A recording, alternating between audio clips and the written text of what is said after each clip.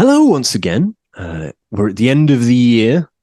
It feels like it was only 5 minutes ago since the last one. We're doing the top 10 albums of the year. Of course, once again, I'm joined by Lee Graham of The Rock Show. Now, we were just talking before we came onto this chat about how tough this year has been. Because we've gone through this top 10. As people may notice, I even have a pen this year for the first time this year ever on these top 10s. I'm literally going to have to go through methodically because there is so much big releases this year, isn't there? You know, it feels like the competition is for the top 10s is the toughest it's ever been. I don't know how you felt. Mate, it's just like we were saying off air, like how I normally we've done these for it's been last few years we've done these now. It's been about 3 we've done of these now, and it's always great fun. We did one that was like just after. I think the first one we did was like 2020 or 2021. So it was just like in the middle of. I remember it being like a lockdown kind of year, and it was almost like you were trying to find things because obviously no one could release anything, and everybody was kind of writing, and it felt like. 2022, things started to open back up again and people were releasing the stuff they wrote during lockdown. And it feels like even more so this year. And you've not only got, great bands on the rise that are coming through with superb debut and second albums, but you've got really, well-established bands coming up with an album that's going to come in and hit you with a sucker punch. And it's just like, 10's not enough. We could have had 15, we could maybe even 20 for the first time, I think. So with that in mind, we are doing honorable mentions, but perhaps more honorable than they've previously been, because I think even this year, if you get into the honorable mentions category, it's the toughest it's been. So certainly don't, if you're one of these bands, don't take it too badly that you're in the honorable mentions, because in any other year you'd probably have been in the top 10. Like, it's that tough. Absolutely. So speaking of that, what is Lee's honorable mentions? So like you say, we've got more than normal. Of course. First one that's in my honorable mentions list is Phil Campbell, formerly the Temperance Movement, of course, with his album City Lights. Yeah. This is a great record. It was absolutely what I wanted from Phil and more so. And it really was jumping in and out. I mean, all of these were jumping in and out. I wanted like a joint 10th place for about, well, in fairness, about 20 acts. But I just feel that I don't know why it's not in the top 10. I can't even tell you why it's not made it. It's just, it is how we normally say, the top 3 or 4, that could have been number one on any other given day. I feel like my top 5 or 6 could do the same. And so equally, any of these could have been, in the top 10 easy. But it's a great record from Phil. I don't know if everyone's checked it out. If they haven't, they should. Don't go into it expecting, a Temperance track and a Temperance album. There's some that have got that kind of vein, but it really does show Phil his finest songwriting, and it's nice to see him back in action. We've got Phil of City Lights there.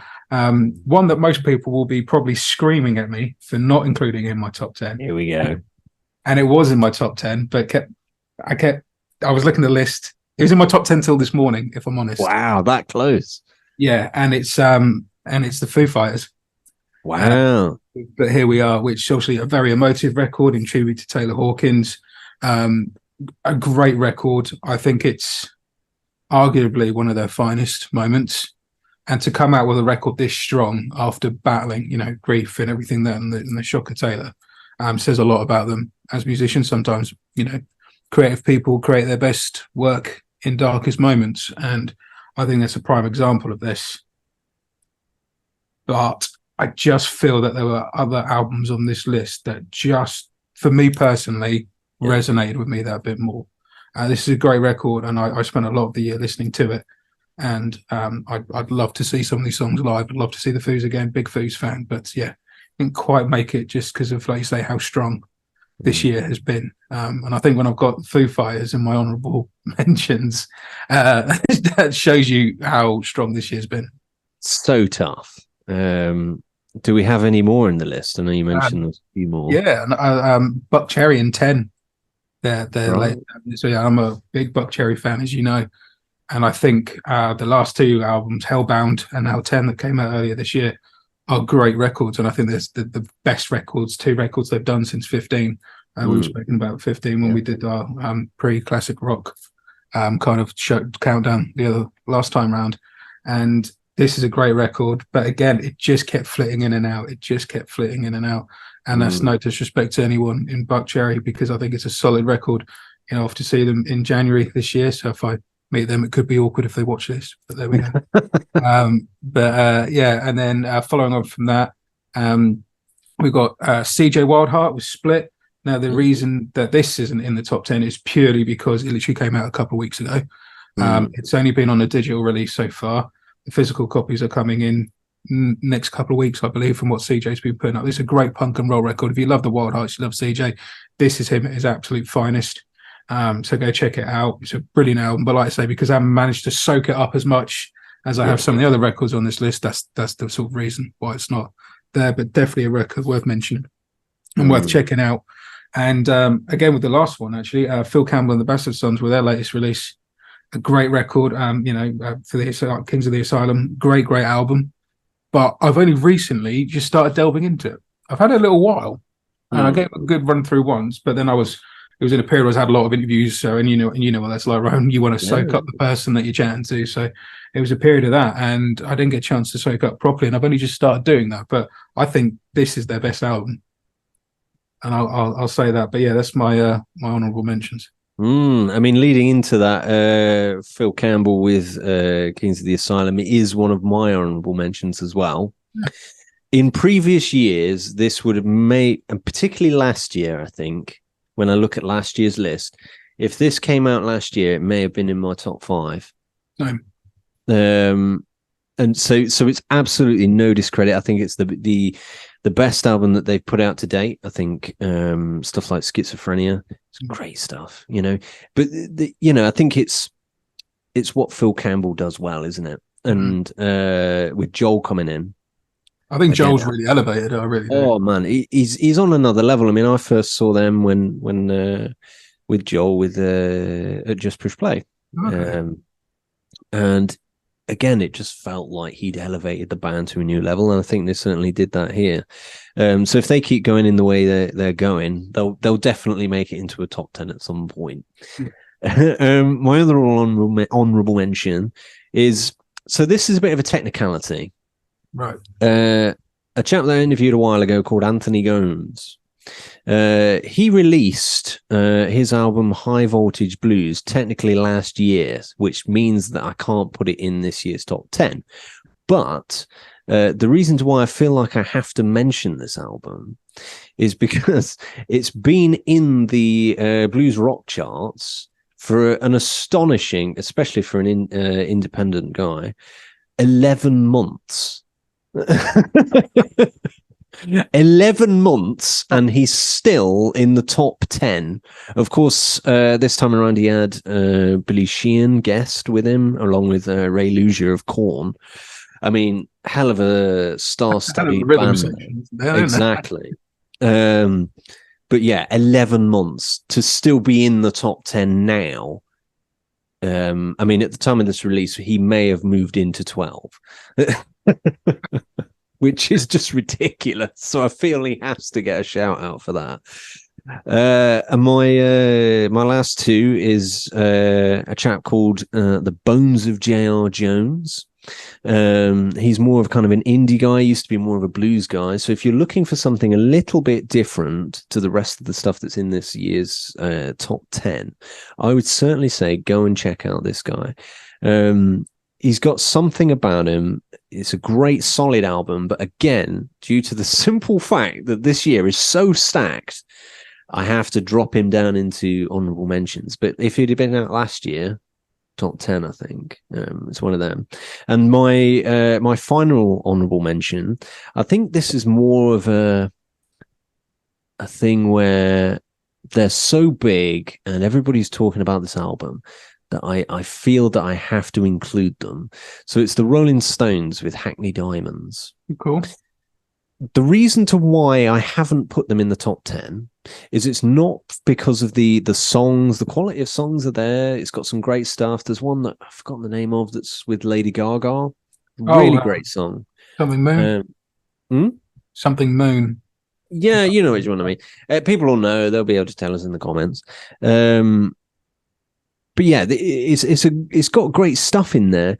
But ultimately, if I'm looking at it from a critical standpoint, if I'm going to be this kind of tough with these top tens, I think the production lets it down without sounding too harsh. Sorry, Keith Richards and people like that, who I'm sure know far more than me. But for me, I could hear the auto tune from the beginning. All right. And I can't get past that for me personally. And I listened, I had a look at who produced the record, and I found out that it was the same chap that did Ozzy Osbourne's last one, Ordinary Man. And I had similar issues, which I mentioned a couple of years back when his album came out. So I feel that maybe this is the kind of style of production this guy likes to do, which is fair enough, but it's not for me ultimately. It might be in your top tens for the people out there, but I think that has pushed it down a little bit for me. Moving into our top 10. Yeah. Finally. What's your number top 10? 10 of honorable mentions, didn't we? Oh my god, you could have had a top 10 of honorable mentions. What is your one to kick it off, the one that's kind of broke past these honorable mentions? Okay, so my number 10 is the Hot 1-2 with Superbia. Wow, so it's a kind of a more low-key band for those that maybe not familiar with them. Yeah, a band rising through the ranks. I think this is the reason I want to put it in, because for me, this is an example of an incredible debut album. I've known the band for, a little while now. I had them open up Just Push Play in 2021. They've worked really hard on this release, and their efforts really do come to fruition on this album. They've been working really hard the last couple of years, honing their craft and getting more of a live reputation. And it's nice that you go to gigs now and you see quite a lot of Hot 1-2 t-shirts out in the crowd, and they're getting on bigger and bigger festivals, which is brilliant, and bigger lineups and all that kind of thing. The production on this is amazing. It sounds like it could be a third or fourth record. The separation on the album is great. Everything cuts through nicely without it overclouding each other. And you don't always get that on a debut album. Yeah. Because it's just sometimes not within that band's budget to be able to spend that much on production. They just got to try and, sometimes your debut's a bit rawer, for want of a better term. Sometimes tracks like "Tie Me Down" have been a live staple for the boys for quite some time. But on this album, it feels like even those have got a real new lease of life with it. And, the energy on it is insane. It kicks off at 100 miles an hour and doesn't really stop all the way through. They released quite a lot of singles in the build-up. They were doing one single every sort of few months with tracks like The Fray and Rolling Stone and Is It Hot? And they're all brilliant. But there was just enough of new tracks with tracks like You Got It, I Want It and Feeling Good that come out absolutely swinging. And I just feel like there's a thing at the moment, because obviously bands like Massive Wagons and Those Damn Crows and Florence Black are really scaling up to be at that higher level. And there's a thing now with, well, who's coming in from, who's rising through those ranks to fill those spots. And I feel with a record this strong, it definitely shows the promise that these boys could, in my opinion. They could go all the way with this. And they absolutely would deserve to. I mean, this album, they sent me a single 2018, 2019 called Better Than You Know, and everything that I sort of went, oh, that's cool. That's got a lot of promise here. It's a great song. There's some good things. Every bit of promise that was shown in that first single was delivered on this album. And yeah, for that reason, that's my number 10. I mean, one for the guys there that you've beaten the Foo Fighters on Lee's list this year. So that's a hell of a thing to do. My number 10, it's When Rivers Meet with Aces High. I think when I was listening to this album, it's possibly the heaviest they've sounded, I think. The guitar, particularly from Aaron, I don't know, it's got this real kind of heavier punch to it that I think, we haven't heard from them yet. And I really like it. I think it's a great direction that they've gone in. They haven't completely changed their sound. They haven't reinvented the wheel, no, but it feels like a great progression to this kind of next level for them. And I personally believe, I think it's one, it's either one of their best albums to date or it is the best album to date. I'm kind of wavering between those two, but yeah, I think as a thing on the whole, I feel that it's a great solid release, and I think it moves them in up this kind of next tier that we're talking about here, where you were saying, with the Hot 1-2, where they're kind of moving up a little bit as the other bands move up. I think that on the other end of the scale, you got When Rivers Meet, who are moving up now to this kind of next level, and this album certainly helps them do that. So that is my number 10. So my number 9 is an album that came out earlier this year. I think it was June it came out, but it's one that I've only really been soaking up for the last couple of months. Since I really started delving into it, and it's Luke Morley with Songs from the Blue Room. Now, as we know, obviously Danny Bowes of Thunder has had some health issues, and he's been recovering from those, which has left Thunder on hiatus somewhat whilst Danny recovers. Now, when I interviewed Luke a few weeks ago, he was saying that the songs came from writing for Thunder songs, and he part them because he didn't feel that the songs on this record sounded like Thunder tunes.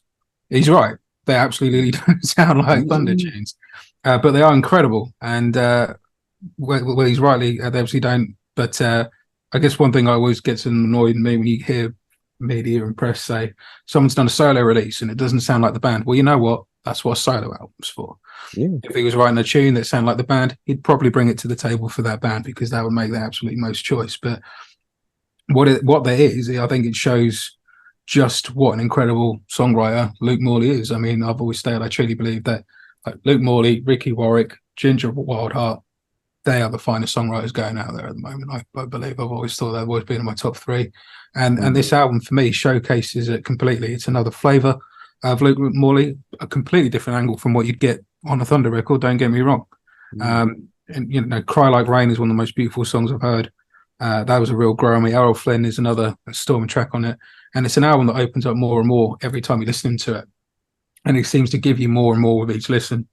Had I soaked out more, it might even be even higher. But as I've only really started delving in it to the last couple of months, that's why it's my number 9. So it could climb up the list still. My number 9,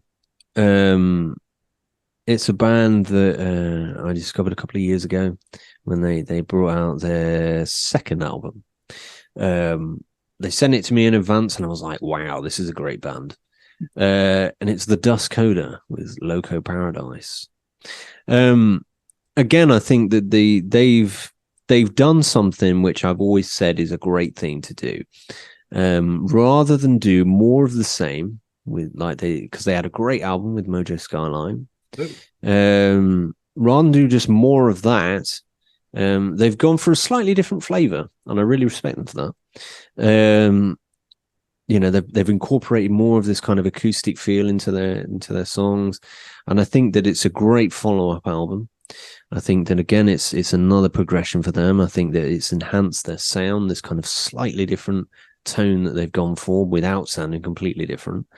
It still sounds like the Dust Coda, but it's just like it's a further on step for them. And again, I think John his vocals incredible on this. Incredible vocals on this record. Oh my god! I mean, it's for me, something has happened with him between these two releases because he's taken about 2 or 3 notches up. I think the level of vocals that he's got on this album, I think, really is kind of on another tier. I mean, I think he's set himself a bit of a challenge for doing live shows because he's like right up there on some of the songs. But yeah, it's a great album. I think that people should check it out if you like kind of classic rock. It kind of is what it is on the tin, but it's done really well. And for that reason, it has to be my number 9. Cool, man. It's a great record. It is. Your number 8 is an album I was very excited to hear.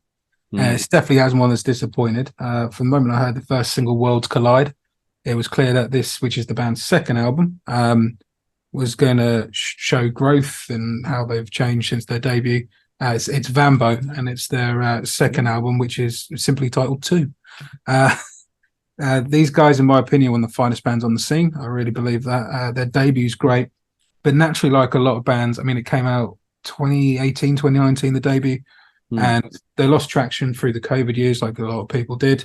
I'd also say the debut doesn't really showcase them as a band and where they are now, because their sounds changed, they've evolved, they've found their craft, they've boiled down their sound, if you like, in terms of what they're doing. But this album absolutely does. From the moment Minute of Madness opens up the record to the final notes of Shadows ringing out, it's absolutely all killer, no filler. And the production sounds great. It captures their live sound and energy, which is brilliant, because a band like Bambo, I think, are a band that their live energy and their live vibe is an absolute asset to what they do. So to capture that in a production, I think it's great. And it's full of light and shade, like I say. I mean, Shadows, I mentioned, probably the heaviest track on the record. It's another album where the more you listen to, the more it grows. And if anyone's out there listening and watching that hasn't heard Bambo, doesn't know what I'm about, I'd really urge them to check them out, because I just think they're incredible. You know, I saw them live for the first time a few years ago, supporting Cats in Space, and had them at Just Push Play this year, Storming Band. And I just think this album's up there with the best of the best. And, you know, like I say, to re-quote you, I've put them above Foo Fighters. So again, another kind of a upcoming band that's toppled some of the biggest bands out there. Yeah, it's an interesting choice. Not an album that I can say I've listened to yet, so I'll be giving that one a go. My number 8. We're already at number 8. We're already going into elite kind of territory for the first time ever, I think. If this came out last year, it may have been in my top 4. But just due to the simple competition that's going on this year, it's absolute madness. My number 8 is Don Martin with Buried in the Hail. It's a great record, you know, and it feels like oh my god, it's number 8, but it's the toughest year. absolutely, he's just released it in the hardest year. You know, I think that it has this overall tone, it has this overall mood, and I think, to coin the phrase that I used a couple of years ago, it feels like a good Sunday album. You know, you put it on a Sunday, you can relax to it. It's got this overall mood that I really like, and he's obviously a great guitarist, but he's a great singer as well, isn't he? Absolutely. You know, and there's something special about Dom. You know, after I spoke with him a while back, we were discussing, weren't we? We were saying, I was like, you know, check this guy out. There's something about him. And he's carried that on again, but I think with better production this time. I think the production is far higher. And it's just really done well. You can tell that, you know, he's got this major love of this craft. And it reflects in that album. And again, it's a further progression for him. And if for those out there that don't know who Don Martin is, I would, you know, just implore you to go out and check him out, because he's just such a great musician. I mean, you heard him live a couple of weeks ago, didn't you? Yeah, I mean, it was thanks to you that I got into him. You know, you interviewed him for the podcast, and I really enjoyed it. And like you say, you were discussing, and I said to you, you know, I've not heard this guy before, like the sound of him, and like you say, like we're urging people to now. You said, well, go check him out, and I listened to the last album they did initially, Savage Life, and great record. Yeah, absolutely fell in love with him. We then had him on my show for the radio show. It was great. And then, yeah, went to go see him a couple of weeks ago over at Staymarket as part of the tour for this record. And it was fantastic. You know, classic power trio. He had a bass player and a drummer with him who were brilliant.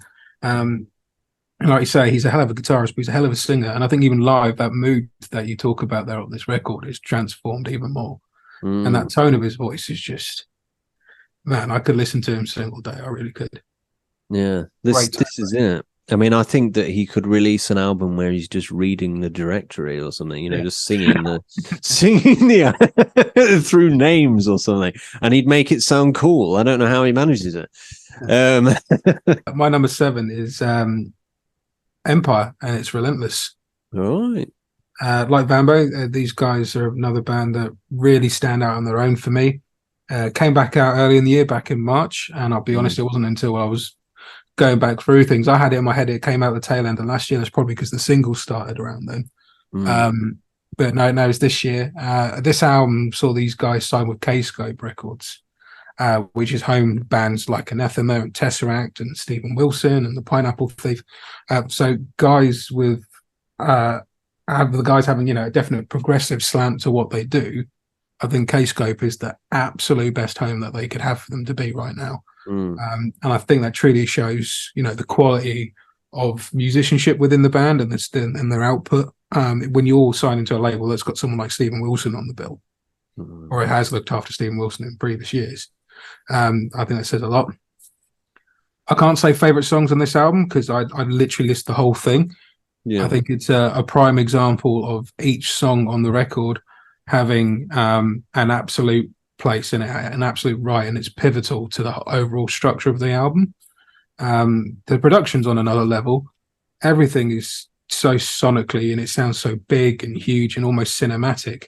It feels like their debut Self-Aware, which came out again 2018, 2019, I believe. It just feels that like with that was almost like, I don't know, like the seedling, and then from that, bang. It was the black hole before the big bang, so to speak. There's a great feel about this. There's a progressive element to it, but there's grunge and there's folk and there's classical and there's metal and there's all these things that kind of woven together to make that sound that Empire do. I mean, you can absolutely imagine this album being played at the Albert Hall with a big orchestra, put it that way. It's got that kind of fuller backing about it. It's rich, it's warm, it's full of an emotion. It's absolutely an album you can get lost in. I think, obviously you were saying Don Martin being out there on his own. I think these guys are out there on their own. And I think that really brings you into it. And I don't think there's anyone else like them. So for that reason, it's my number 7. Some interesting choices. Some bands that maybe people aren't completely familiar with, which is always interesting. Yeah. For my number 7, I'm going one that's kind of over 3-4 years. It's hard to keep track with the world kind of going mad for a couple of years. They just took off and just went to like a new level. But it may surprise some people that I've included this one. But when I was listening through these albums, I generally give every like tentpole release like a good chance, and some more kind of upcoming bands that go as well. And one that crept into my top 10 this year, in number 7, was Greta Van Fleet with Starcatcher. Oh, cool. I think this is a move for them in the right direction. Over the last few years, we've heard from different sources, different people that, they sound too much like Led Zeppelin, or they sound like Rush, or they sound like somebody. You always hear, oh, Greta Van Fleet, they sound like such and such. Whereas I think that this is the album where they're really starting to find who they are. They're developing. Of course, it has this retro vibe to it. It has these kind of elements. But I was listening to this album and I wasn't hearing a tremendous amount of Led Zeppelin. Of course, I heard influence, which, loads of bands do, don't they? It's a normal thing, but it wasn't slapping me across the face with it. Like I didn't immediately go, oh, obviously, this is such and such a song from Led Zeppelin that they've kind of been inspired by. I think maybe because, these guys, they're growing up a bit more now, they're young guys. And they've think got about how young they were on their debut. Exactly. This is it. They're coming into their own now. I think they're finding out who they are, the style that they want to do. I mean, in particular, the vocals, the style's changed, which I think is very interesting. He's moved more towards, something else. He's got this overall tone, and he's doing the one thing that I wouldn't really say criticize, but I would say that I wasn't a fan of that he'd do. He would go so far that he'd kind of almost screech. for me personally. It would sound like a little bit of a screeching thing going on, and it just wasn't for me. But he's not doing this at all on this album. They've really progressed as a band. One of the highlights for me was Sacred the Thread. I think it shows the direction that they should go in. You know, they have this overall tone that's kind of, it's retro-y, but it's, I don't know what it is exactly, but it's something a little bit different. And that's what I've kind of hoped that they would do, you know. As much as I like their old material, I think that they needed to move away from the, you know, oh, they sound like such and such, because it's too much of an open goal for people that aren't a fan. It's, you know, it's too easy. So yeah, with this one, they've moved away from that, and I think that they've released a really good album here. And yeah, for that reason, it has to come in at my number 7. It was a bit of a surprise for me, really. Yeah, it's super cool, man. I mean, there's been a lot of progression, like you say, with those guys. When their debut came out, I loved it, and you know, say there was a lot in the press about, oh, they're just trying to be Zeppelin, and then they moved away from the sound with the follow up, and there was, oh well, there's more progressive, so we'll say it sounds like Rush, and it just seemed like really lazy journalism, to be honest. But they sounded great, and I've always liked them. But with this, I think you're right though. With this album, they definitely seem to have found them. And you know, like you say, they're a bit older now. They're growing up. They're more assertive in who they are and what they want to do. And it's one I forgot. It's one that I nearly didn't touch on, purely down to the fact that I didn't sit down and listen to it until recently. You know, for me, I think that this is kind of the ultimate response to people going, oh, they sound like insert band here from the past. Because there isn't a clear direct influence. Of course, there's multiple different influences, but I think this is the first time where you can't sit there and go, they sound like Led Zeppelin. And I think that that's great. I think it's great for them, because it's like nobody can really say that anymore. It's ruined it. So, moving on, your number 6. So my number 6 is a band I've been a fan of for a long time. Since first saw him download 2009, 2010, I think it was. And then the last few years, they've reformed. They're back in action. It's Black Spiders. And it's their album Can't Die, Won't Die. They came back into action, and with the Death Proof EP and the self-titled album that they released in 2021, it showed that they were, you know, again back in action and fully swinging. This album once again proves why I love them and why a lot of people love them. It's absolutely on, you know, full on riff attack all the way through the singles, with like Hot Wheels and All Right, setting the reputation of this being one of the, you know, best records in my opinion. But I think it was even cemented more so with album tracks like Destroyer, Traitor's Walk, Driving My Rooster, Rat as a Rat. This is obviously a new era for the guys with the lineup, because there was some lineup changes from Reformation from the early days. And it does seem to have brought like a new kind of revived energy about it. And I saw them at Made It Stone Festival, and I definitely felt that in a live setting. It was the first time I'd seen them since they reformed. And again, put me straight back to that energy that I love about them. And I think the fact that those songs from that, not only this album, well, this album in particular, but also, like I say, Death Proof EP and the self-titled, stood tall against, you know, fan favorites like Kiss Tried to Kill Me or whatever. And the fans were equally, if not more, excited to hear the new material. I think that proves that this is their finest album to date. And to do this, you know, 12 years since the debut, I think says a lot. And for that, it absolutely has to be up there for me. I think it's always difficult when a band has had a break, because there's always this kind of thing where people go, oh, they're back, sure, but are they going to be as good as they used to be? Yeah. You know, do they have the same kind of magic, or, you know, and if they do have the same kind of magic, some people might go, oh, but they sound exactly the same. There's no progression. So you've got to hit this perfect balance. And I think it's really difficult to do. Yeah, it's sweet spot.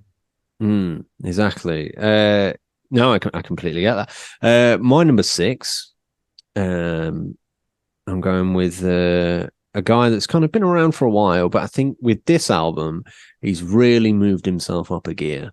It's Jared James Nichols. It's just self-titled. Was that this year? I believe it was. I'm pretty sure it is. I think Yeah, you're it right. was. It was because I interviewed him. So did You I. made me doubt myself. But so did I. I thought for a minute, I was like, hang on a minute. And then I was like, oh no, he was, at the time of interviewing him, it hadn't quite been released. It didn't quite come out yet. So it had to be this year. It was early this year, actually. Like January, February, wasn't it? I think it may have been January. Mm. It was a very early release in the year. But, yeah, I think he's moved himself up a tier. The highlights for me is Bad Roots. I mean, that's a great song, isn't it? It just kind of showcases that guitar ability that he's got. And one that I always really like is Hallelujah. Yes, It just really kicks up a gear. Yeah, it's a great song. And it's, the stuff in there that he's included on previous releases, but kind of had a bit of a re-recording of, like Shadow Dancer. I think that's a great song. Everything is elevated up to a different tier. And for that reason, I've had to put this one in here because it's a great release, and he's a great guitarist, and it's that kind of music that I really enjoy. It's just very cool. It's great guitar work, and it's done really well. So for that reason, it has to be my number 6. Oh, that's a good choice, man. I mean, I think for me, this is a record that showcases him best. Other releases haven't quite captured. They've been great, don't get me wrong, but they've never quite captured that. It's not a live album, obviously, but it captures a more live sound, that more aggressive tone. And yeah, I can't believe I forgot it. It's difficult to remember all these because I mean I did look through stuff, and I even doubted myself then. I was like, did it come out this year? And I was like, oh yeah, it did, because I remember the vinyl hadn't come out yet, and and he was talking about, oh, we're gonna tour this, we're gonna do this, so it has to be this year. So, but this is it. There's so much. Yeah, we're moving into our top 5. Yeah, which I think in any other year may be number 1. Any of my next top 5 could easily be a number 1 in any other year. So yeah, my number 5 was absolutely my album of the summer, and it's Skindred with Smile. Right. Okay. Now, anyone who's ever seen a Skindred live show knows what kind of energy they bring to the table. But this album, they not only captured that energy, but the songwriting on it is amazing. And I feel like they really kicked it up a gear. Like Black Spiders, I've been a fan of them a long time. But the moment I heard "Give Me That Boom," I knew there was something special coming from this record. As soon as that single dropped, it got sent to my, I got sent over to the radio show, and I thought, brilliant, new Skindred. And I've been a fan for a long, long time, and I've always excited to hear new Skindred. As soon as I was in the studio at the time, so I thought, I'm just going to quickly listen to this before I go home. And songs sound better on a proper studio sound system. It just blew me away from the moment I heard it, and I knew there was something good was going to happen. And man, did they deliver! Nearly 20 years after I first heard them, they come out with another sucker punch and absolutely knocked me out of my shoes. I was completely bowled away the first time I heard them. It's 12 tracks of, bouncing energy, groove infused, great music, that perfect melting pot that only Skindred can do, of, reggae, metal, dubstep, punk, funk, hip hop. It's all in there. And it's so much so that 20 years and 8 years into their career, they get a number 3 in the UK official charts. Yeah. They've had a massive impact on the scene and in rock in general throughout their career. But it feels like this time round, mainstream media started to take notice of them. And they were, I was seeing them on BBC getting interviewed, and Benji doing appearances on Nevermind the Buzzcocks and things like that. And they've always been, like Motorhead, they've never changed who they are. They've never changed what they do. And it just feels like with this record, they were really, for want of a better term, they weren't really a secret, but mainstream wasn't really paying them any attention. But within slightly the rock, underground. Yeah, slightly underground. They were well revered in the rock scene. They'd already started climbing the ladder at festivals and all that kind of thing. They've been doing that for years. but it felt like they finally got some recognition in the mainstream. Smile is the absolute pinnacle album. I'm sure they will, but I don't know how they can top this. But then I didn't know how they were going to top Babylon AD, which their debut when I first heard that. I didn't know how that was going to get topped, and they have consistently done it. And I just think when they're getting to UK number 3 in the charts, they were so close to getting number 1 as well. There wasn't that many units in the difference. I remember seeing the statistics at the time. They're doing that. They're playing Wembley next year, first time headlining Wembley. Wow. And when they're doing all of this under an incredible release, I can't ignore that. It's got to be up there. And on any other year, this literally could have been a number 1. It really could have. But as the year's been so strong, and we are literally splitting hairs for the next four choices, it's my number 5. I mean, speaking of splitting hairs, my number 5. When this album came out, I thought this is surely going to be either the album of the year or the top 2 or something like that. Somehow it's at number 5, but it's this kind of fine margin, which we've not really seen before since doing these, that we're kind of confronted with this year. And for that reason, it's The Answer with Sundowners. I know, and it's at number 5, even though it's a great album. I mean, madness, I know, but I mean, I love this thing. It's the first time that well, they've come back. They've had about 7 years away, and they came back with that song "Blood Brother," and it was like, this is they're back. They're doing what they do best, but it's moved on a little bit as well, so it's not exactly the same.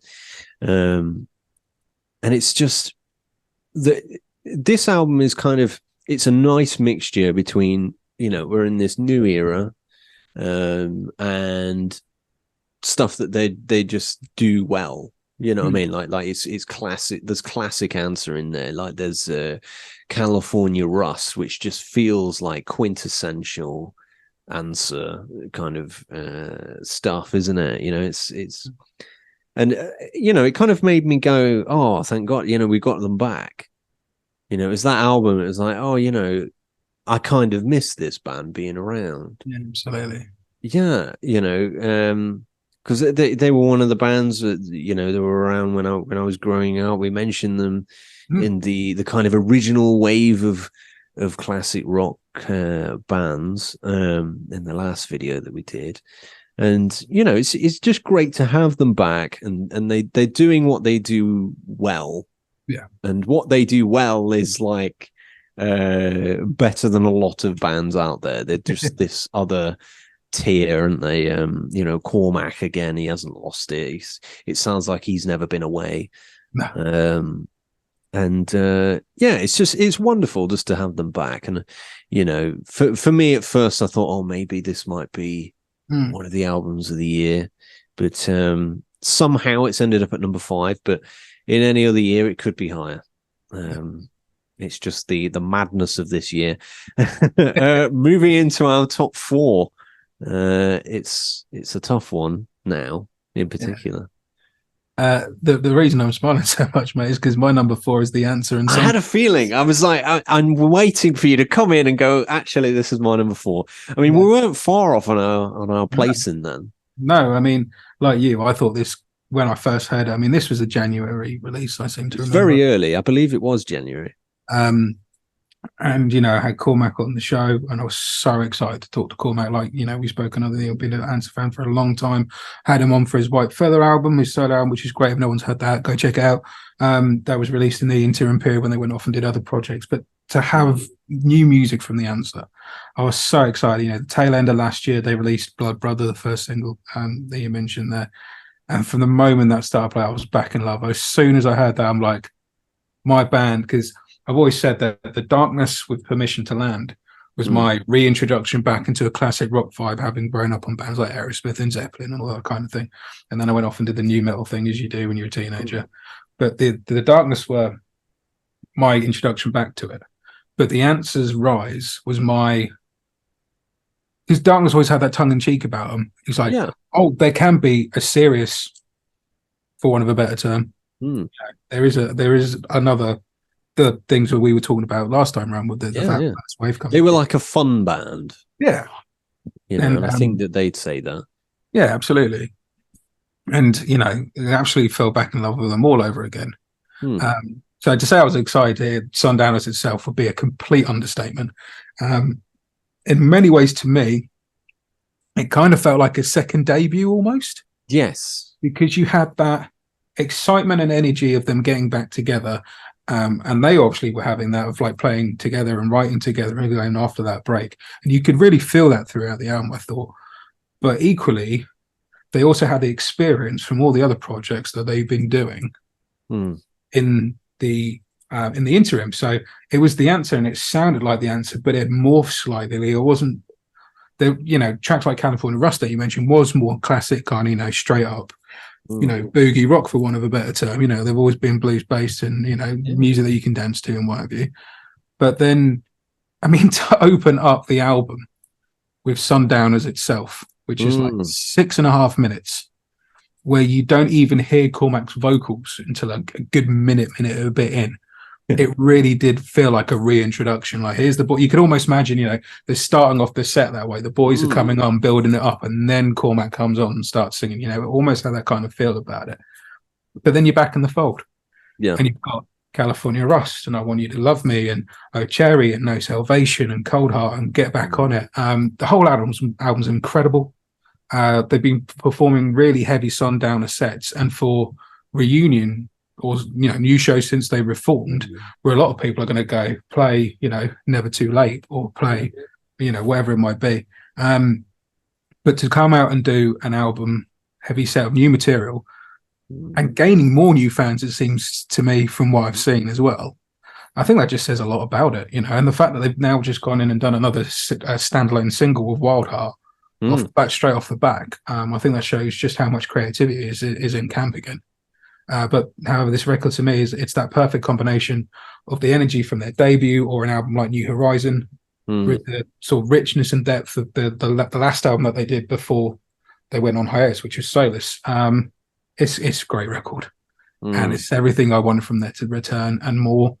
And when it came out, there was a bit of me that genuinely went, well, because we've done these shoys for a few years now, and I genuinely, when I heard it, I went, well, that's my number one already. Yeah. So to have it at number 4, it just shows how good this year's been, mate. So yeah, they're my number 4. I have to agree. I mean, when you mentioned it there, that they gave me the feeling that I had again when I heard Rise for the first time. Yeah, and hearing this, it was like a second debut. Maybe them having that break was the best thing, because it kind of just reminded people again who they are. And when a band's just been around for ages, people, I don't know, whether you almost take a band for granted just because they're a consistent thing, they're always there, and it's like, oh, it's the answer, But having had that break, I feel that a lot of people were like, oh yeah, they're around and they're great, so yeah, it's great to hear people talking about them again.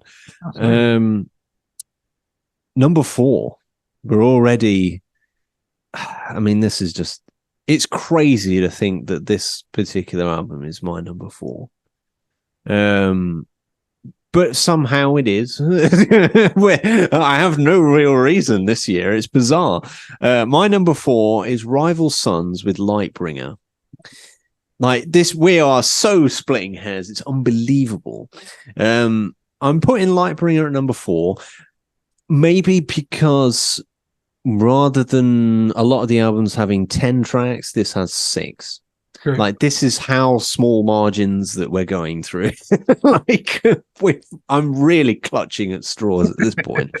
But I think perhaps it's that, and maybe because, we've had another album out the same year that was a bit of a longer album, at least in terms of track listing. So yes, despite that though, it's a great album. It's one of the best things that they've done. I think one of the highlights for me is the track Darkfighter, which is of course on Lightbringer. That opening, which we discussed with Scott Holiday. each album they try and do something different, and I really respect them for that. And again, somehow on album, what is it, album 9, Lightbringer, I believe it's 9. Yeah. They've managed to kind of refresh things again, despite releasing a second album in a year. It feels like a companion piece to Darkfighter, of course, but there's this different thing, you know. It's obviously it's more light than Darkfighter, and that track at the end, Mosaic, what a great song! One of the best songs I've ever done. Yeah, such a great song, really uplifting. It's a great way to end kind of this almost double album, but it's kind of not. And it's a great conclusion. I think that this album's great. I would say if you haven't heard it yet, go out and check it out. And yeah, maybe we'll have Darkfighter at some point in the list a bit later on. Maybe, who knows? Or I might shock you and not include it at all. Who knows? You're number 3. So my number 3 is an artist you mentioned earlier, mate, and an artist who was new to me this year. We mentioned him earlier, and it's Don Martin with Buried in the Hell. Yes. As I say, I really enjoyed your interview with him. So I went and checked out his previous album, Savage Life, which is great. If anyone's not heard Don Martin, go check out Savage Life as well. And I absolutely fell in love with that record. I couldn't get enough of it. And then not long after that, I got sent Unhinged, the first single from Buried in the Hell, to the radio show. And I just couldn't get enough. I was literally just spinning it on loop. I was doing that thing where I was, you know me, on my radio show, I like to play new artists and new music, whether that be from bands that I've followed for a long time and established acts, or people who are rising through the ranks, or people sometimes I've not even heard of them till that week that I play them. But I was starting to get conscious that I kept playing Unhinged. I try and mix it up, and I got to the point I was like, I think I've played that like 4 weeks out of 5. I might have to, and it was just I wasn't doing it subconsciously. I was just like finding a slot, I play on my radio show, and I'd be going, yeah, Don Martin would fit in really good there, so I'll go there, and then I'll put that in there because that'd be good. And it was just because I was listening to it all the time, and I really couldn't get enough from hearing Unhinged, and then knowing a new album was on the way. I was itching for it, And then Daylight I Will Find comes along as a single, and I'm like, oh, there's some more, I can play that. And then I was sort of mixing up between playing Unhinged and playing Daylight I Will Find. Then Belfast Blues comes along, and I was doing the same. Yeah. And it's such a rich album. It's stunning. It's 11 tracks of blues-infused, rich, powerful, Celtic-laced rock, with the opening tracks, the opening track Hello in there, and the final track on the album Day to Rest, with them being instrumentals, it almost feels like he's bringing you in to another place, playing this incredible album for you, and then dumping you off and going, right, back to your world now. And then, like you say, I managed to see him a couple of weeks back and to hear those songs live and just put them on a completely other level. And so much so that he's put his stamp on stuff, and you're so drawn in by him and his tone, and both guitars and vocally, that he does a cover of Patsy Cline's Crazy. Well, originally, of course, it was by Willie Nelson, but Patsy Cline's probably the most famous rendition of it, and it's reworked it so much that it wasn't until it got to the chorus that I clicked in and went, oh, hang on, it's that song. It just fits so well with the rest of the album that you'd have thought he'd wrote it. And I know people say that on covers, but I really did feel that. And it's an album that throughout the last few months since it's been released, I'm consistently going back to. And I don't think it's left my car since I got it. And I think it's just one that when I'm driving along and I'll play stuff, and it's playing stuff that I want to listen to the radio show, or stuff that I'm listening to just because I want to listen to it. And then every now and then it's just like, just put Buried in the Hell back on. Just put Buried in the Hell back on. And on any other year, like I've said, since the Skin Dread, and The Answer, this could absolutely have been a number one. It's an incredible release. I know when I was speaking to Dom, he was saying that after the shows he's doing at the moment, he's having a break over Christmas, and then he's already planning the next one. and I cannot wait to see what comes for him in the future. I really can't, and I hope I get to see him again next year because he was fantastic. But yeah, that's my number three, mate. Yes, I remember. I mean, I didn't want to when I put in Dom on my list. I didn't want to go into it too much because I knew that you're a big fan of this album. Oh, yeah. The one of the things that sticks in my head is when you sent me a picture of when you got the album, and you were like, "This album is fucking great." I couldn't get it afterwards. It just completely knocked me out of my feet. Yeah. I'd heard the singles and I was like, "This is brilliant." And then I was listening to it on the way to work, and listen to it in its entirety and soaking it up, and hearing it as a whole piece with everything else. It was just that moment. I felt like, because you were the one who like, that's how I found out about. I felt like I almost had to tell you, mate, thank you, because this is fucking awesome. Well, I mean, I'll take Dom's credit for that one. Yeah. Yeah, I mean, I thanked Dom when I interviewed him and when I met him, but at that point I hadn't spoken to Dom, so I was like, well, you know what, I'm going to thank Ryan. Yeah, I'm going to steal a bit of your thunder, Dom. So, my number three, very much like my number five, which was, of course, The Answer. My number three is a band from back when I was younger that was very much part of the original new wave that we kind of touched on last time, and it's a surprise one for me. It's Blackstone Cherry with "Screaming at the Sky." Nice.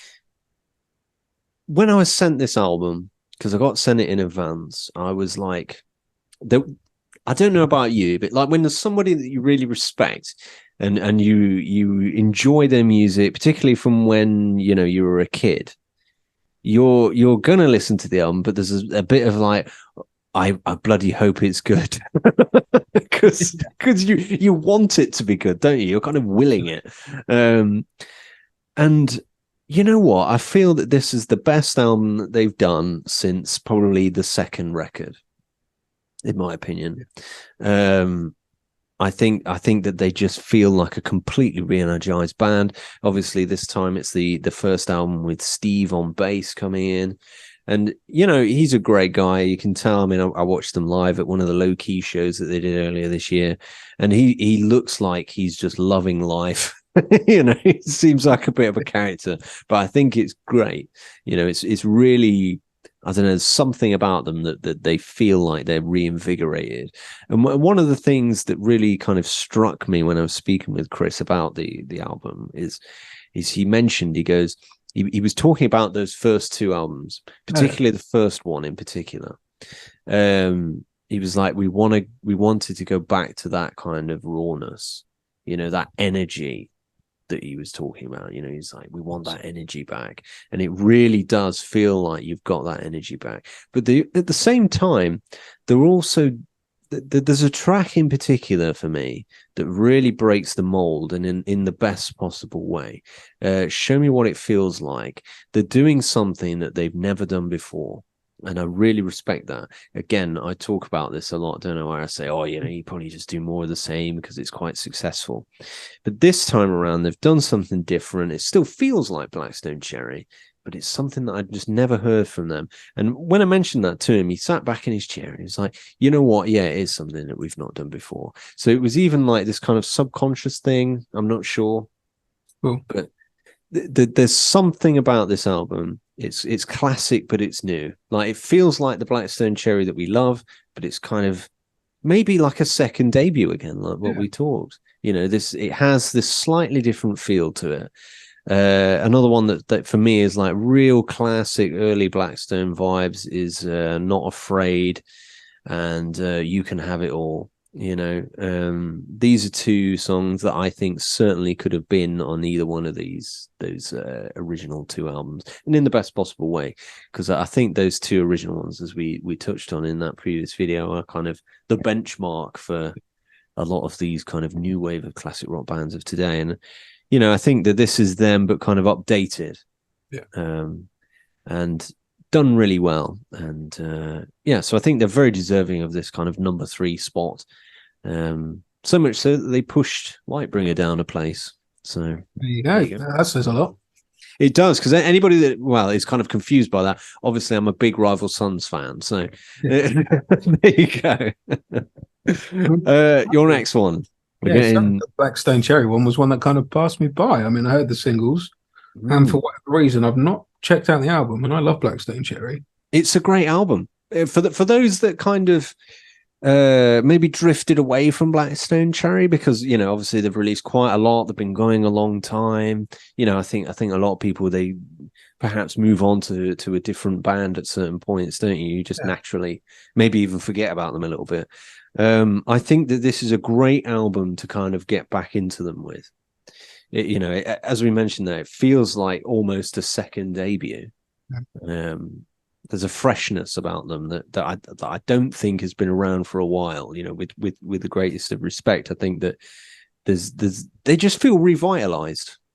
And it's just done great. Your next one. Oh, number 2. I don't know how we've got to there already, mate, but we have. Number 2. I mean, what's the album that didn't quite make number 1? That's basically it, isn't it? Like, so number 2 comes from we're talking about favorite bands there, and this comes from absolutely one of my favorite bands of all time. So it won't be a surprise to many that it's right up there for me, and it's Rival Sons, and it's Dark Fire. Oh, it's Dark Fire. Yeah. Knowing that the guy is working on new material is always exciting for me. I love Rival Sons. Me and you have spoken about it many, many times. I love for this band. And as we discussed, on the Rival Sons countdown show that we did earlier this year, for me, their sound gets consistently bigger. It gets more expansive. They get even more incredible with it. There's more depth. There's more textures. I thought way back when that, Great Western Valkyrie would be their absolute pinnacle. Then they came out with Hollow Bones. And although it was more of a grower than Great Western Valkyrie was for me, I was still like, oh, this could absolutely be their best album. Then Feral Roots comes out, and I go, oh, maybe I was wrong. Yeah. And I was convinced with each of those albums that they couldn't be topped, and they did it. Now Darkfire comes along back in June, July. Darkfire came out and tears that universe wide open all over again. And kicking off with Mirrors, you can hear the emotion in Jay's vocals throughout. It's very much a personal record for Jay lyrically. There was a lot of he said, when I spoke to him, that, and I know you said some things to yourself when you were speaking with him, that, this was the most personal record he had done in terms of lyrical content. He'd gone through quite a lot of things in his personal life, and they kind of came out across Darkfire and Lightbringer. And I think it's absolutely impacted the vocals on it. Jay, in my opinion, is not one of the finest voices in rock, but he's one of the finest musics in music period, as far as I'm concerned. Not just in the rock scene, in any genre and in any time. And I thought on this particular record, his vocals were on another level, and so much light and shade in this throughout, and with Scott's playing, and with Mikey and Dave as well. There's such a tight unit, and yet for 4 guys in a studio, the sound is so huge. And things are so huge. I mean, you've got more the lighter side of the album with tracks like Bird in the Hand and Bright Light and Horse's Breath, through to the more sort of rockier tracks like Mirrors and Nobody Wants to Die. And then you've got Dark Side, which is possibly the heaviest riff I've ever heard come from Scott Holiday's fingertips. And it's probably the heaviest thing they've done generally. I mean, naturally, with the subject matter of that song anyway, you would assume that it's going to be heavy in tone and tonality. And it was just another sign that this is a band that continue to grow, continue to expand, and across this recent musical period that they've been through. I think this is them at their best. And that is why Darkfire is my number 2. It's difficult with releasing 2 albums in a year. It is. Especially 2 great albums. It's a hard to kind of choose. It's like choosing your favorite child. My number 2. My number 2 comes from seeing them live. So it's a weird one. It's kind of almost backwards. Like most people would probably hear the album and then go and see a band live, whereas I saw them live and then went and heard the album. I mean, I'd heard little bits of the album, but not the complete thing. So it's the Winery Dogs with 3. Ooh, of course, they're a super group with Portnoy and Billy Sheehan and of course Richie Kotzen. For me, there was a moment live in particular, and it's another moment on the album. It's a track called Stars. It's by far the best thing that they've done, hands down. And for me, the watching it live, it was really interesting seeing the crowd, because it gets to a certain point in the song where Kotzen plays this real insane, intricate solo, and it's like, wow, I would go as far as saying that they're the best band I've seen live. They all of them are on a complete different tier entirely. I think that it was a showcase in just elite musicianship, but in like a really humble way. It was bizarre. But when he kicks into this solo on Stars, at the end of it, the audience applauded him. It was kind of this, and the song hadn't finished yet. It was that kind of level. Wow. And I walked away from that gig, and obviously I heard the album, and I thought about it, and I thought, you know what? I feel that Richie Kotzen is possibly one of the most underrated guitarists I've ever heard. I think he's one of the most underrated vocalists as well. Yeah, that as well. I mean, I would go as far as saying, having seen him live, he's possibly the best guitarist alive currently. Oh. It's a bold claim, I know. Some people go, "Oh, you're wrong," but I'm looking in these comments as well for Stars and Xanadu, these songs that are real highlights, and a lot of people are saying the same. They're going, "How is he not mentioned in these kind of top 10s for top 10 guitarists, whatnot?" And having seen him live, I think he's absolutely at least in the top 3 that's alive today, minimum. I'd put him at number 1, quite frankly speaking. He's definitely on another tier currently. I remember after he played that solo, Billy Sheehan even was like Jesus Christ, you know what I mean? Like you've got other elite musicians going like, what's just happened here? Yeah, so it's an absolute testament to them, and I think them as a group, they're astonishing. And 3, again, they've had a bit of a break for a while because they've been off doing different things, Smith and Kotzen and all that. And it feels like that break's done them well. I think having that bit of a time away from doing stuff, it felt like they're fresh and they're full of ideas, and I think it's the best album they've put out currently as a whole. It's just, it's on another level. I mean, I remember, to my surprise, really, I remember Justin Hawkins did a whole video on them. He did a thing about Xanadu, and he even interviewed Richie Kotzen. He was lauding over Richie Kotzen. No way. So it's this weird thing where I'm seeing other musicians going, wow, like these guys are like insane. Just the sheer level of musicianship. And I feel that if we were talking about best live band or anything like that of this year, or bands that we've seen, they would be my number 1. And it's ridiculous that this album is not number 1. It's just madness. Anybody that maybe hasn't heard this album yet, I would implore you to go out and check it out, because it's definitely in any other year it would be number 1. I think there's just one album above it that I feel is perhaps the best album of the last 10 years. Like what are the odds of that? So you're number 1. What's the moment, like the one album that's gone above all of these other great albums.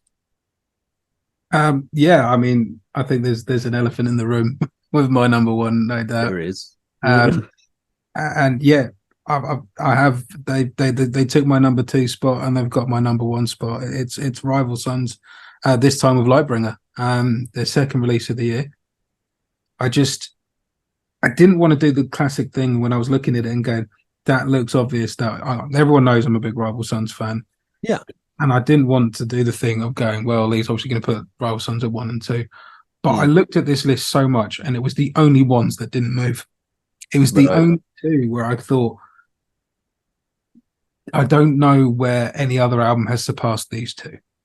Because at one point you were even trying to convince me to do them as a joint thing. I imagine so that you could have put number 2 as something else. Pretty much. Basically move the list up and then have another one at number 10. Right. Yeah. It is a sister album to Dark Fire. It is not a double record. So rightly so. I'm released different periods of the year and showcasing other sides. I think Rival Sons have written and recorded their finest material between these two records.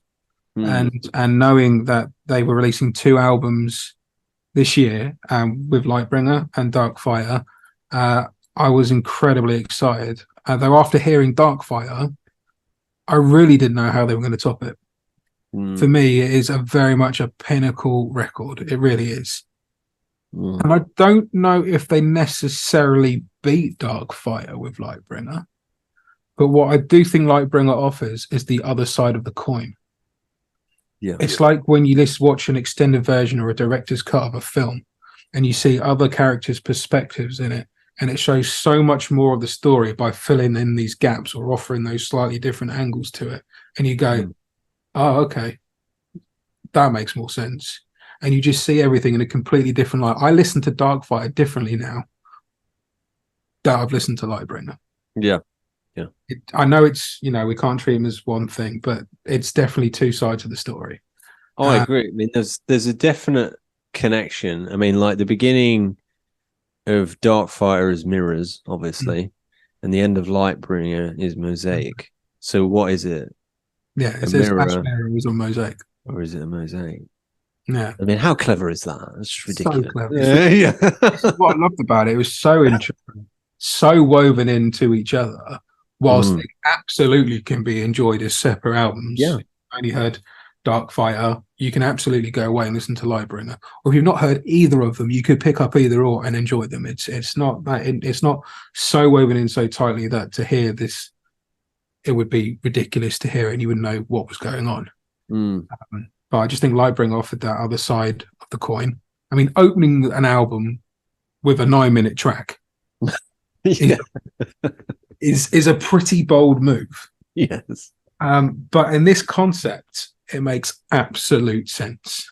Not only is the track, like you mentioned earlier, obviously it's called Dark Fighter, but it morphs from, like, the difference between the 2 albums is, Dark Fighter is more the heavier side, it's more aggressive, it's more darker in its tonality, and then Lightbringer, by its very nature and title, is more reflective, it's more positive, it's more light, for want of a better term. But the Darkfire itself literally morphs from the darker tones of the album Darkfire into that more positive outlook that Lightbringer offers. It's almost literally a transitional piece between Darkfire and the rest of Lightbringer. It's, and then you've got tracks like Mercy and Redemption, which are almost sister songs to each other. Sweet Life, which could have easily been on something like Head Down. That is easily a Head Down track. It's more of a pure garage banger, really.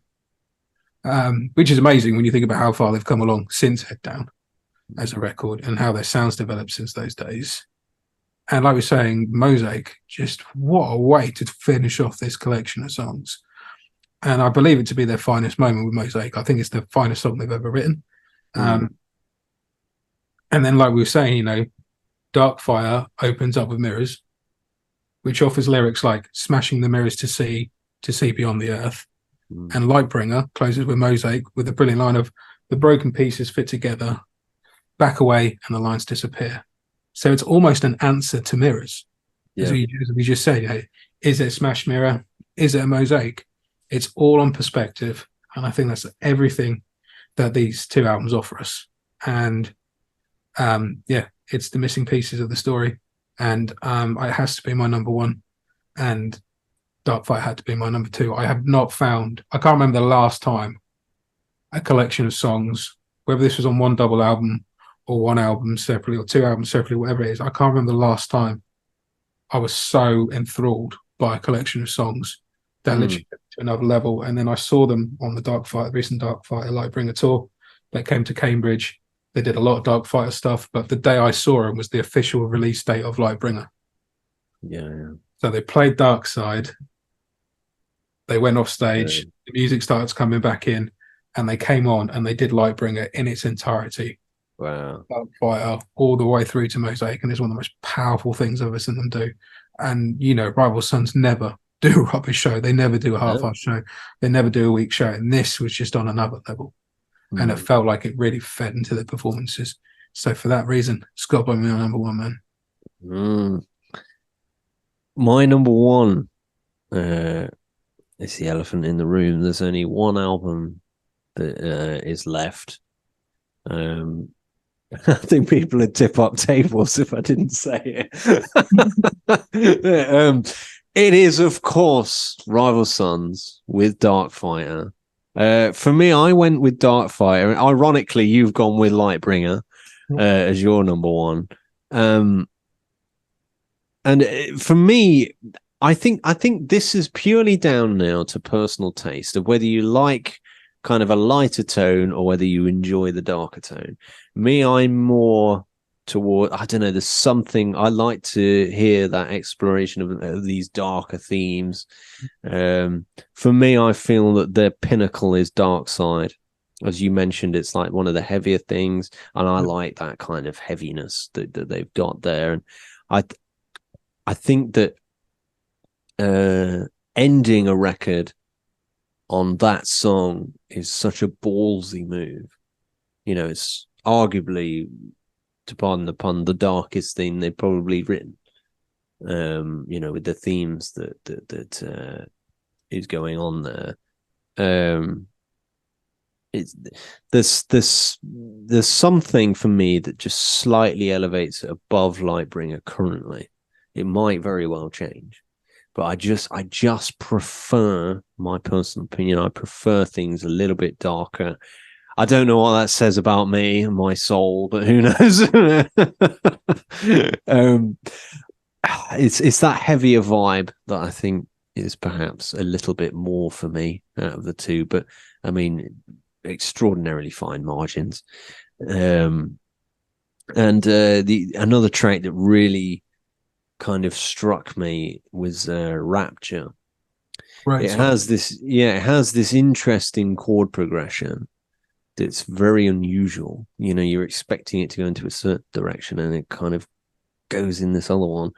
And it's very clever stuff. And same with what is it, Bird in Hand? Yeah. It's where it's a continuous progression. It doesn't actually go back. Like most songs, they'll have the chorus and it'll go back to this and to the same stuff, but it's not for the entire song. It's just continue. It's just stuff like this. It's even maybe some things that an average Joe putting it on in a car might not notice, but I love that kind of stuff. It's just that extra layer of care, and it's like you're treating it as a piece of art at that point. And I do stand by it. I think that this album currently, I feel it's possibly one of the best albums of the last 10 years. I'm going that far. That's the only reason to why it's above everything else. Purely, like, I'm sorry to all the other bands this year, but they've just released something that is like a decade-defining album, in my opinion. So for that reason, it has to be my number one, because I mean, how can you not put that as your number one if you feel like that? It'll be interesting to see where they go next. It really will. I don't know where they can take it. No, I mean, I've said like through, Great Western Valkyrie and Feral Roots and Hollow Bones and everything, I felt the same. But with mm, this, it's so much of a step up in every sense of the word. yeah. I literally don't know where they take this forward.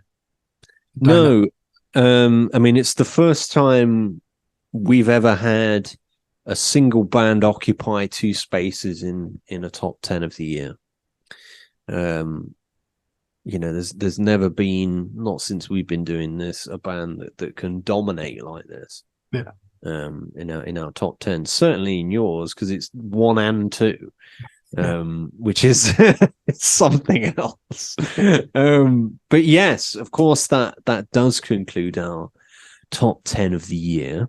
The question that we want to ask you out there is, what is your top 10 of the year? I imagine that you have some albums out there that maybe we've not heard of, or maybe we forgot about them, because that's always possible. We're human. I'm sure that we usually have the moment, don't we, where we get to a certain album that one of us mentions and we go, oh my God, I forgot about this album. Maybe we've done that. Comment in the comments below and let us know what your top 10 are. And yes, it's interesting. Maybe you have some bands that we haven't heard of who have got some amazing stuff. I mean, that usually happens for me. What happens usually is I announce my top 10, and then in about January, February, I discover somebody and they released an album like a few months back. Yeah, I normally get that. So that could be the case. Yes. So the next time that we will see you is this is going to be such a difficult one, but we do, for those that aren't aware, we do at the end of the year our the coveted Beyond the Vibe Awards, where of course we decide for each respective category. So you'll have like best EP, best album, all of these different things, but we decide together between us on the spot right there and then who are the bands, who are the ones, what are the albums that are the best ones of the year. It's kind of a non-biased thing, with us doing it on the spot. So no money has exchanged hands. There's no corruption. It's a bit of fun, but yeah, please do join us for that. It'll be on the end of the year on the 30th. And yeah, it's going to be a tough one, isn't it? Absolutely. There's been so much good stuff this release this year with singles, albums, live performances, EPs. It's crazy. Yeah, it's insane. I'm sure some of these bands will reappear in this in our award show that we've got, our meager little award show, but it's great fun. And yeah, please do join us for that. And thank you very much for tuning in, and we'll see you next time.